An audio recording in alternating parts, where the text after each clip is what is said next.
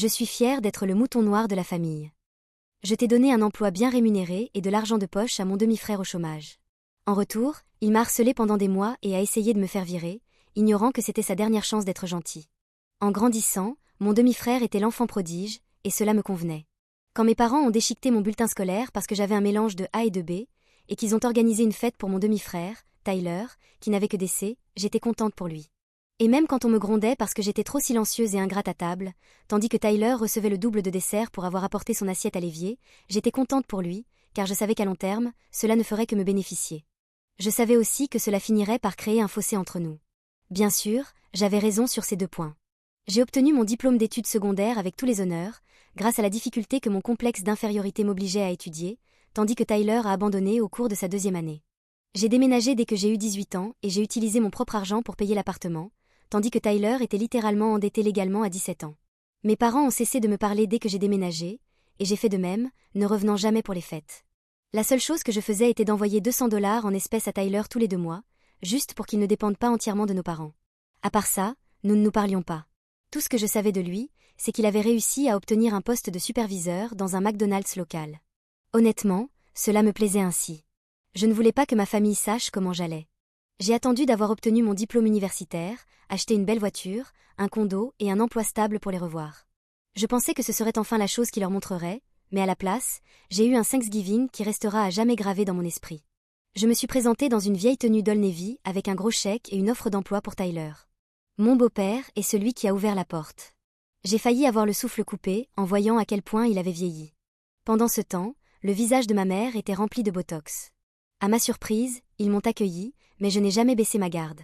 Et ce n'est que lorsque nous nous sommes tous assis, mon demi-frère, mon beau-père et ma mère, dans le salon, que leur masque de gentillesse est tombé. Nous avons commencé par nous mettre au courant, et j'ai découvert que Tyler avait été viré du McDonald's après seulement 1 an et était au chômage depuis. J'ai vu qu'il disait cela comme ma chance de lui parler de l'emploi. Eh bien, ai-je commencé, je travaille dans une banque et nous recherchons actuellement. Oh, regardez-moi. Je suis payée pour utiliser une calculatrice et porter un costume, m'a-t-il interrompu. Je l'ai regardé avec un air vide, tandis que mes parents éclataient de rire. Cela faisait presque 8 ans que je ne l'avais pas vu. Il n'était sûrement pas encore un enfant homme, n'est-ce pas? J'ai mis ça sur le compte d'une blague stupide et j'ai essayé de continuer. Mais chaque fois que j'essayais, il se mettait à faire des grimaces ou à m'appeler singe de bureau à voix basse. J'ai juste soupiré, et pour la première fois, j'ai vu Tyler pour ce qu'il était. Un raté. J'ai donc renoncé à l'offre d'emploi et lui est simplement tendu le chèque de $15 000 que j'avais dans ma poche. Mais au lieu de me remercier ou même de simplement hocher la tête dans ma direction, il est allé trop loin. Je parie que ton père mort est super fier que tu sois devenu un parasite de l'argent, hein? Mon visage s'est figé. J'ai été instantanément remplie d'une telle colère que mon cou et mon visage ont commencé à brûler. Je me suis levée pour marcher vers lui, les poings serrés sur les côtés. En réponse, il s'est levé aussi. Sauf qu'au lieu de me faire face, il a couru et s'est enfermé dans la salle de bain. Mes parents se sont pratiquement collés au canapé, ne voulant pas s'impliquer. J'ai simplement marché jusqu'à Tyler et j'ai commencé lentement à déverrouiller la porte de l'extérieur, le narguant. Et, Tyler, savais-tu que j'allais t'offrir un emploi dont le salaire de départ était de $60 000 aujourd'hui? Silence. Mais bon, si tu préfères te tripoter toute la journée en regardant des filles qui ne voudront jamais de toi, tout ça depuis la chambre d'enfance dont tu n'as jamais déménagé, alors tant mieux pour toi. Silence. Je n'ai même pas pris la peine d'ouvrir la porte après ça. Je suis juste partie. Une petite partie de moi était en colère de l'avoir laissé garder le chèque, mais j'étais surtout toujours contente d'avoir pu l'aider.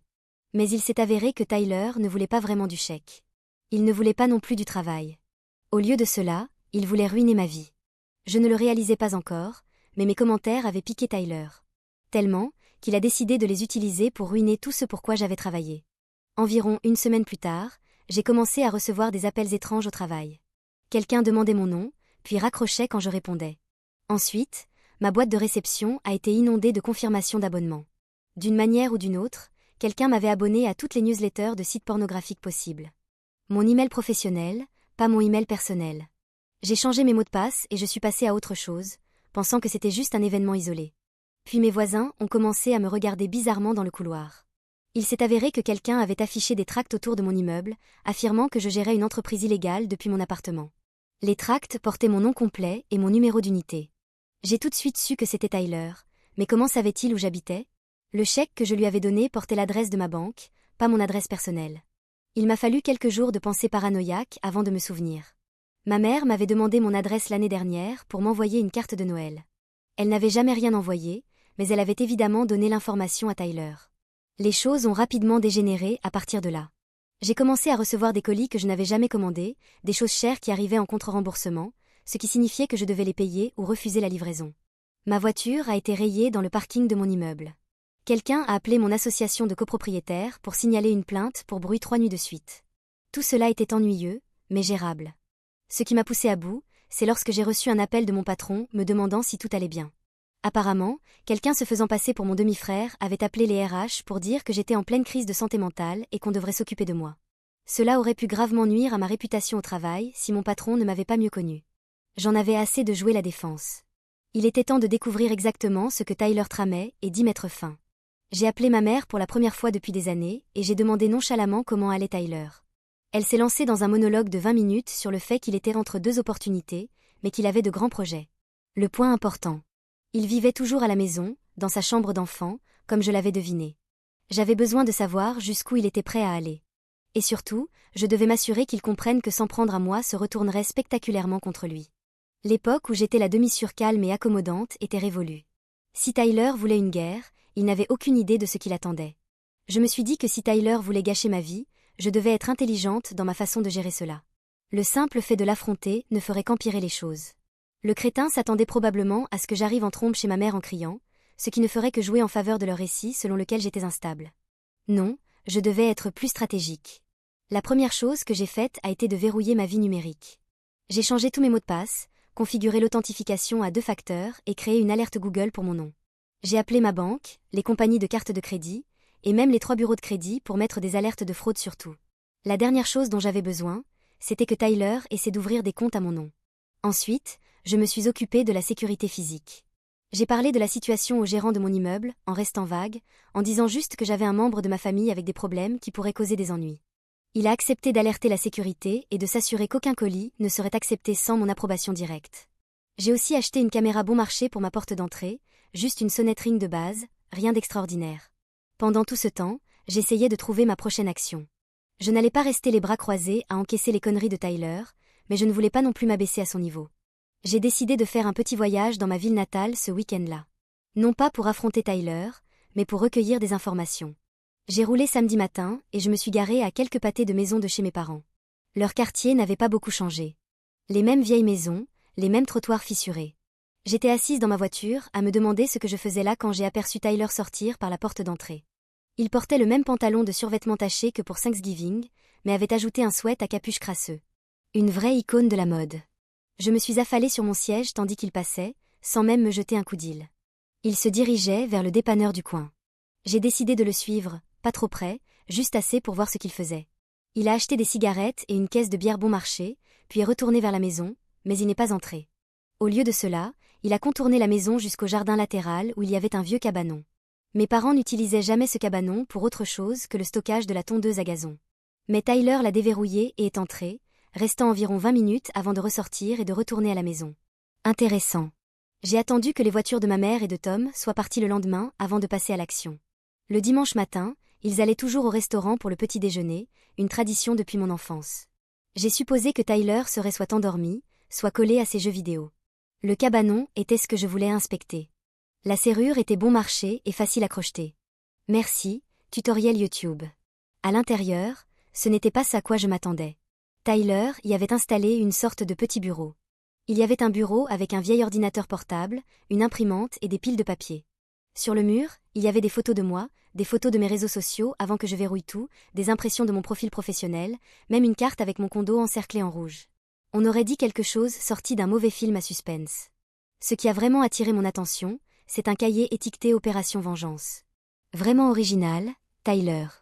Je l'ai feuilleté et j'ai trouvé une liste détaillée de toutes les choses qu'il avait déjà faites pour me nuire, ainsi que de nombreuses autres qu'il prévoyait. Certaines étaient puériles, comme commander des pizzas chez moi à 3 heures du matin. D'autres étaient plus préoccupantes. Il avait écrit les noms de plusieurs de mes collègues et des notes sur la façon de les contacter. J'ai pris des photos de tout avec mon téléphone. Ce n'était pas juste une rivalité fraternelle ennuyeuse. C'était du harcèlement pur et simple. J'ai soigneusement tout remis exactement comme je l'avais trouvé et je suis sortie furtivement, m'assurant de verrouiller le cabanon derrière moi. Sur le chemin du retour, j'ai appelé mon amie Barbara, qui travaille dans la sécurité informatique. Elle a toujours été ma référence pour les conseils technologiques. Je lui ai expliqué la situation sans entrer trop dans le drame familial. Ce gars a l'air d'être un loser total, a-t-elle évalué. Mais même les losers peuvent causer des dommages.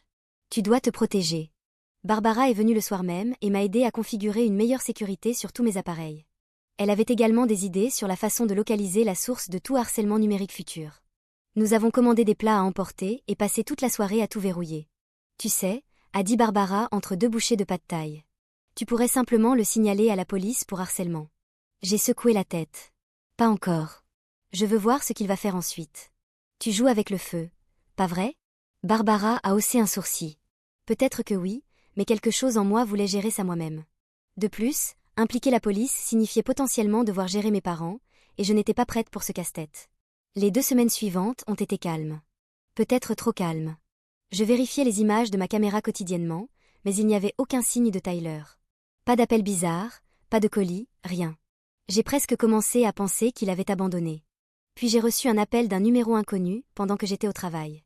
Contre mon meilleur jugement, j'ai répondu. Bonjour, est-ce Alexandra? A demandé une voix de femme. Oui. Qui est à l'appareil? C'est Karen de Crédit Sécure. Nous avons détecté une activité inhabituelle sur vos comptes. Il semble que quelqu'un ait tenté d'ouvrir 3 cartes de crédit à votre nom hier. Mon estomac s'est noué.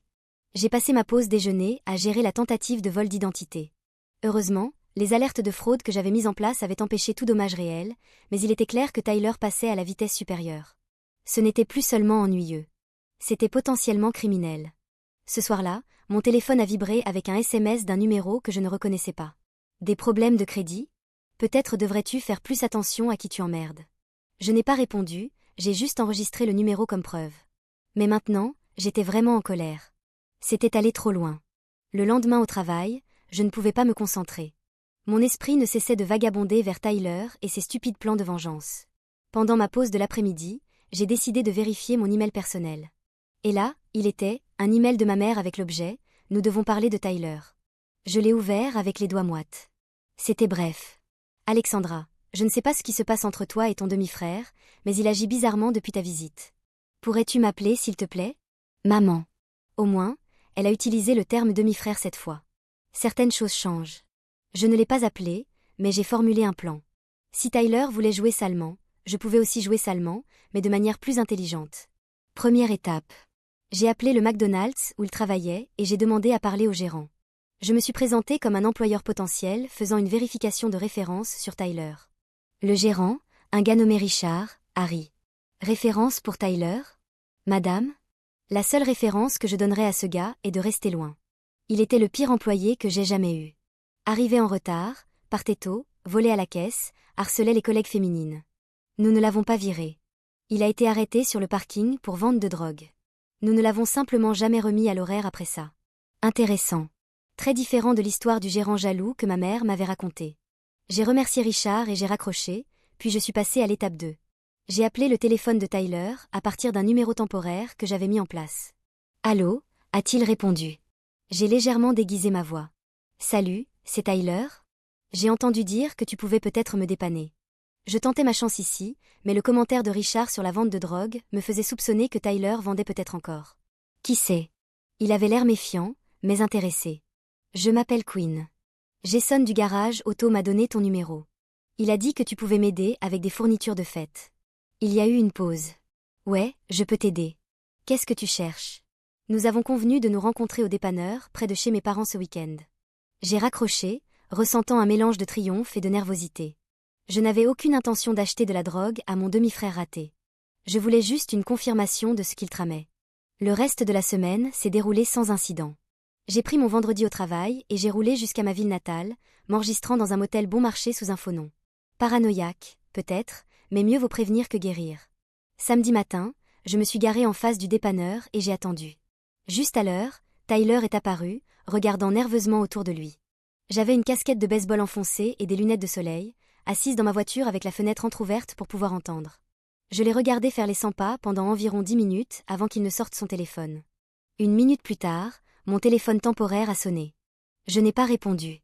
Il a essayé 2 fois de plus, puis a envoyé un SMS, où t'es? Je n'ai pas répondu. Il a attendu encore 15 minutes, devenant visiblement agité avant de finalement abandonner et de retourner vers la maison de mes parents. Mais il n'est pas entré. Il s'est dirigé à nouveau vers le cabanon. Je lui ai laissé un peu de temps, puis j'ai pris mon téléphone et je l'ai suivi. Cette fois, je ne suis pas entrée dans le cabanon. Je me suis juste tenue près de la fenêtre. Mon téléphone enregistrait, tandis que Tyler râlait tout seul. Stupide no-show. Me faire perdre mon temps. Ça aurait pu être un piège. Faut que je me concentre sur le plan de toute façon. Je l'ai entendu remuer des papiers. Après, Alex saura pas ce qui lui est arrivé. Quand j'aurai fini, elle souhaitera n'être jamais revenue. C'est là que j'ai entendu un son qui m'a glacé le sang. Le clic indéniable d'une arme à feu manipulée. J'ai failli laisser tomber mon téléphone, mais j'ai réussi à continuer d'enregistrer. J'aurais dû voir sa tête quand j'ai mentionné papa. Tyler a ri tout seul. Toujours été une petite insulte sensible. J'en avais assez entendu. J'ai reculé doucement et je suis retournée à ma voiture, le cœur battant. L'enregistrement n'était pas limpide, mais c'était suffisant pour me rendre sérieusement inquiète. Tyler était-il vraiment dangereux ou se faisait-il juste de grands discours? J'ai décidé de ne prendre aucun risque. Quand je suis retournée au motel, j'ai copié l'enregistrement sur mon ordinateur portable, puis j'ai appelé Barbara. Je crois que mon demi-frère pourrait être vraiment dangereux, lui ai-je dit, essayant de garder ma voix calme. Défini dangereux, a répondu Barbara. Genre, je crois qu'il a peut-être une arme et qu'il planifie quelque chose de sérieux. Barbara est restée silencieuse un instant. Alex, tu dois aller à la police. Je sais, mais... Pas de mais. Il ne s'agit plus de drame familial. Si tu es vraiment inquiète pour ta sécurité, tu dois le signaler. Elle avait raison, bien sûr, mais j'hésitais toujours. Aller à la police signifiait que tout ce bazar deviendrait officiel. Mes parents seraient impliqués. Ce serait le désordre. Puis mon téléphone a sonné avec une notification de l'application de sécurité de mon condo.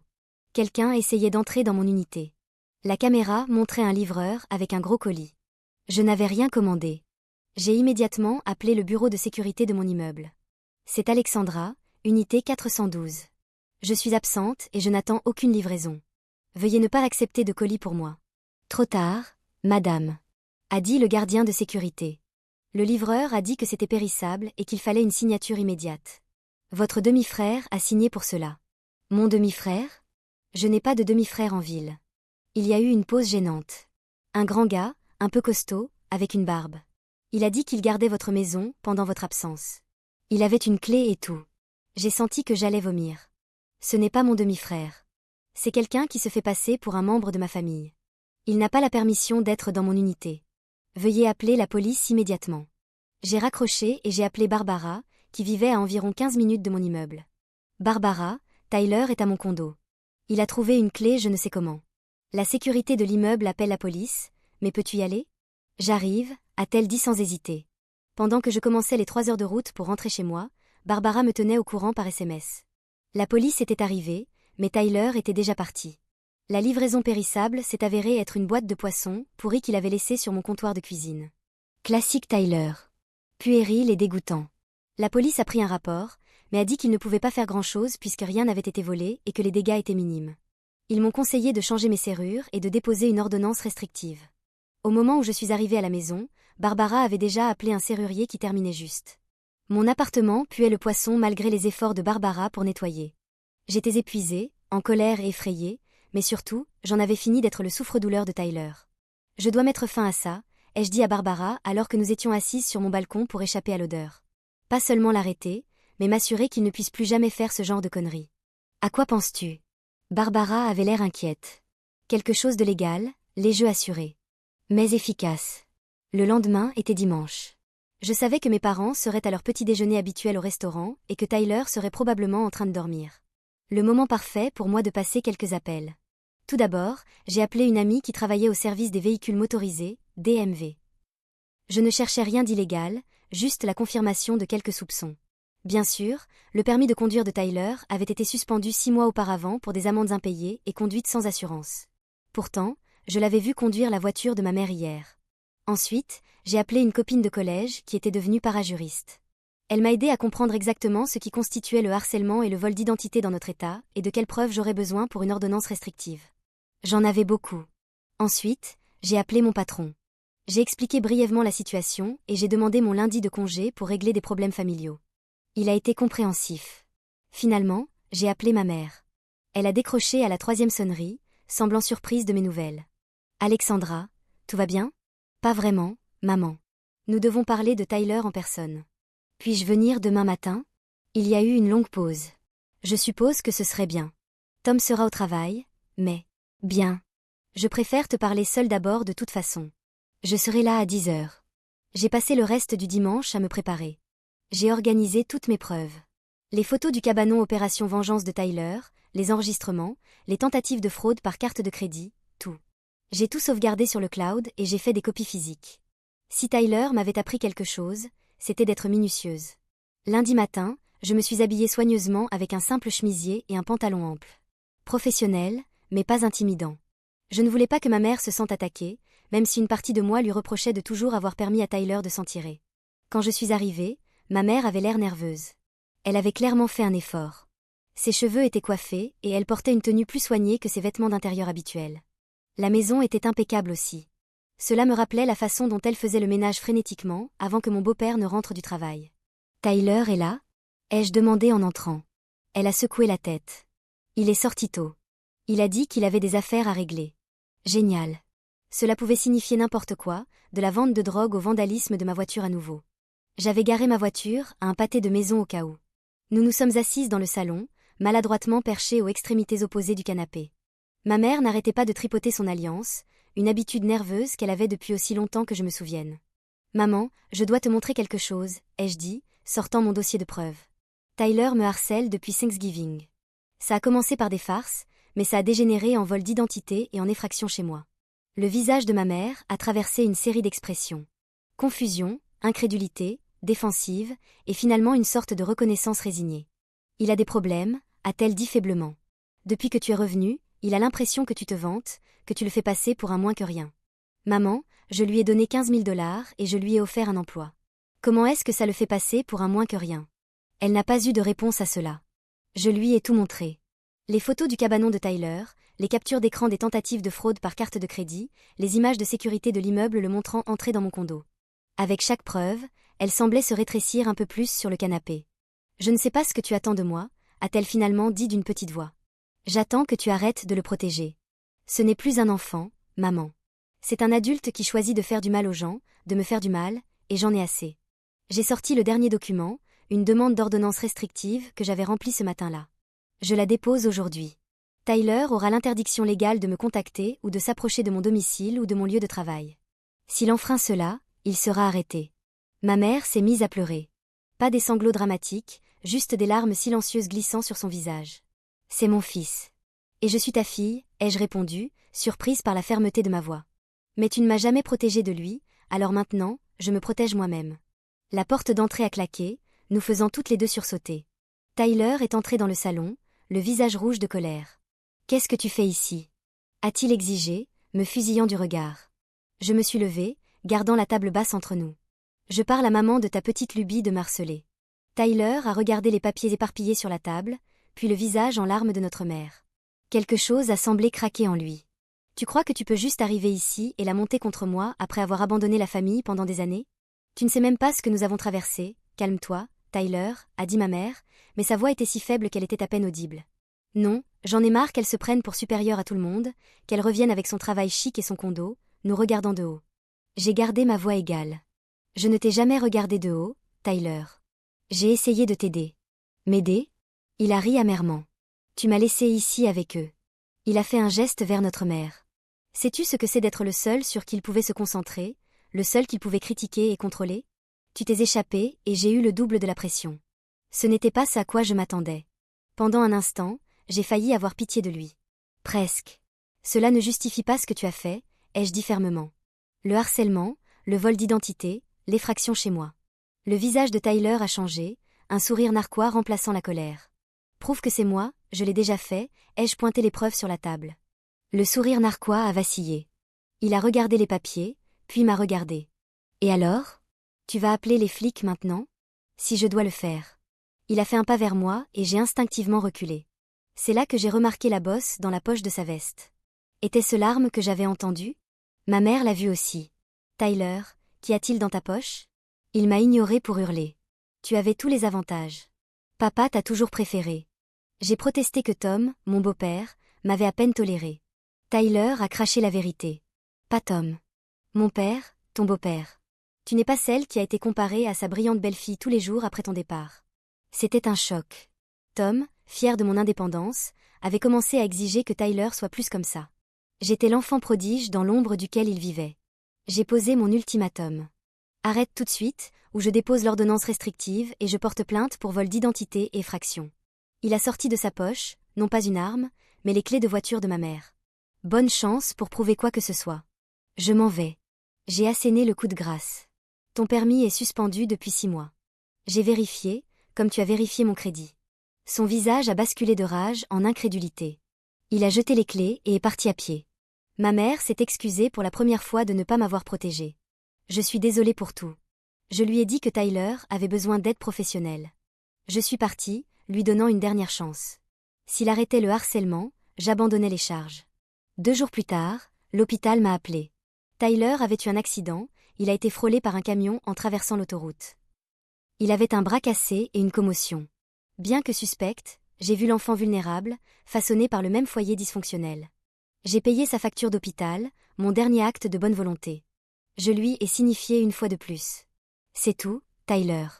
Si jamais tu essaies encore de gâcher ma vie, j'utiliserai tout ce que j'ai contre toi. Il a hoché la tête, puis a balbutié des excuses pour son commentaire de Thanksgiving. Quelques semaines plus tard, Tyler est apparu à ma porte. Il était maigre et nerveux. Tom l'avait mis à la porte en changeant les serrures, le forçant à se reprendre en main. Tyler avait dormi dans sa voiture. J'ai enregistré la conversation, mais il semblait sincère. Il m'a annoncé qu'il avait trouvé 2 emplois, entrepôt et station-service, et remboursait sa dette à maman. Il m'a présenté ses excuses pour de vrai et m'a tendu de l'argent, début du remboursement de mes dépenses. Je l'ai refusé, l'encourageant à garder l'argent et à rester sur cette voie. J'ai proposé de prendre un café. Nous avons entamé une amitié prudente. J'ai appris que Tom était en thérapie pour sa gestion de la colère, et que l'épreuve de harcèlement avait été un électrochoc pour toute la famille. 4 mois plus tard, Tyler a été promu superviseur et a décidé de quitter son travail de nuit pour obtenir son GED, diplôme d'études secondaires. Je lui ai réitéré mon offre de travail à la banque. Ma mère m'a appelé, s'excusant pour le passé, me remerciant d'avoir donné une chance à Tyler, et m'informant qu'elle aussi avait commencé une thérapie. 6 mois après, Tyler a réussi son GED. Lors d'un dîner de célébration, il m'a donné un chèque de 15 000 $, remboursant entièrement l'argent de Thanksgiving. Il avait également obtenu un poste de débutant à la succursale de ma banque. La dynamique familiale tordue avait disparu. Tyler et moi avions forgé une amitié prudente basée sur le respect mutuel. J'avais enfin un frère et je me sentais, pour la première fois de ma vie, complètement libre du dysfonctionnement de ma famille.